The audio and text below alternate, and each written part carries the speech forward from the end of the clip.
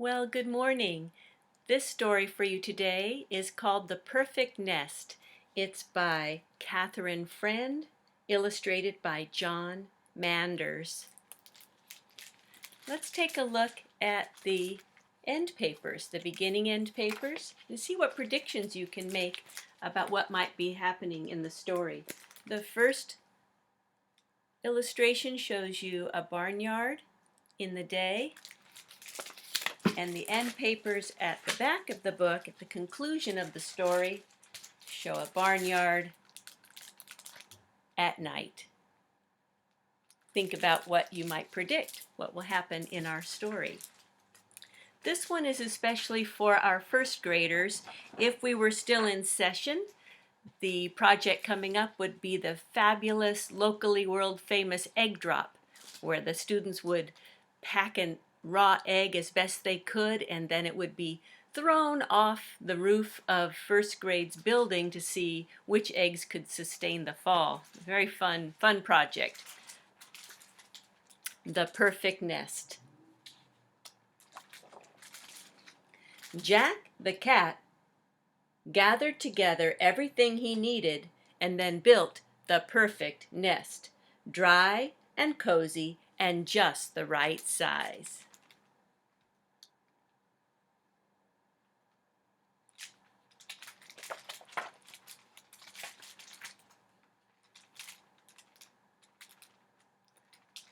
But the nest was not for Jack.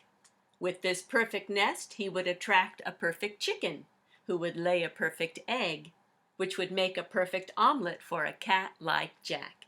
Soon enough, a chicken came along.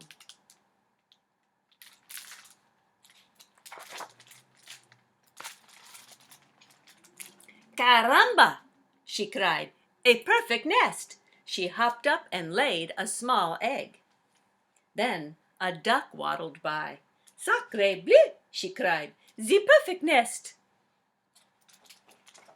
The duck pushed the chicken out, hopped up, and laid a medium-sized egg. Then a goose lumbered by. Great balls of fire, she cried. A perfect nest! The goose pushed the duck out, hopped up, and laid a large egg. Jack's mouth began to water. 3 eggs would make 3 omelets. But then the duck leaped onto the goose's back. This nest is my nest. The chicken flew up onto the duck. No, this is my nest. The 3 cackled and quacked and honked, but each refused to leave the perfect nest. They squished each other for days. Each day, Jack tried to get the birds off the eggs. Fire, fire, he cried. They didn't move. Flood, flood, he cried. They didn't move. Wolf, wolf, he cried. But the chicken, the duck, and the goose would not move. Finally, Jack stood before them. You birds are so silly. The next farm over has an even better nest, and it's empty. Why doesn't one of you use that nest? An empty nest, cried the chicken, without a goose to sit on my head? Caramba!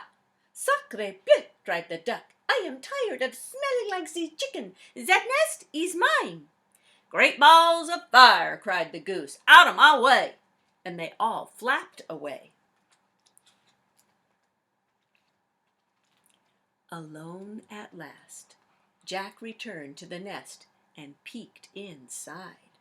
He arranged the eggs neatly in a row. Small breakfast, medium lunch, large dinner. Jack's stomach rumbled, but then... Crack! The small egg broke open, and out popped a wet baby chick, who looked up at Jack and said, Caramba! Hola, Mama! And crackety-snap, the medium-sized egg broke open and out scrambled a wet baby duck, who looked up at Jack and said, "Sacré bleu! Bonjour, maman!" Crackety-crack, boom! The largest egg broke open and out stepped a wet baby goose, who looked up at Jack and said, "Great balls of fire! Howdy, Ma!" Jack stared at the babies. What was he to do? He couldn't make omelets out of them. "Dry me, dry me, dry me," said the soggy baby chick. "Feed me, feed me, feed me," cried the hungry baby duck. "Play, play, play," cried the excited baby goose.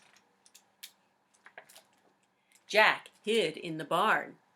The 3 babies found him. He hid in the woods. The 3 babies found him. Jack hid under the tractor. The 3 babies found him and dragged him back to the nest. "Sleep, sleep, sleep," the tired babies finally whispered. "Cold, cold, cold," said the shivering babies. Jack scratched his head. Someone had to care for these babies, but there was no one else around. Jack lifted all 3 babies into the nest. "Buenas noches, mamá," said the baby chick. "Bonne nuit, maman," said the baby duck. "Sweet dreams, Ma," said the baby goose. Then Jack climbed into the nest and the babies fell asleep. That's when he realized that this really was the perfect nest. And day turns into night. How did your prediction work out? I like to look also at the jacket flaps to see if there's any extra information at the back about the author. Some interesting little funny bits. Catherine Friend, the author,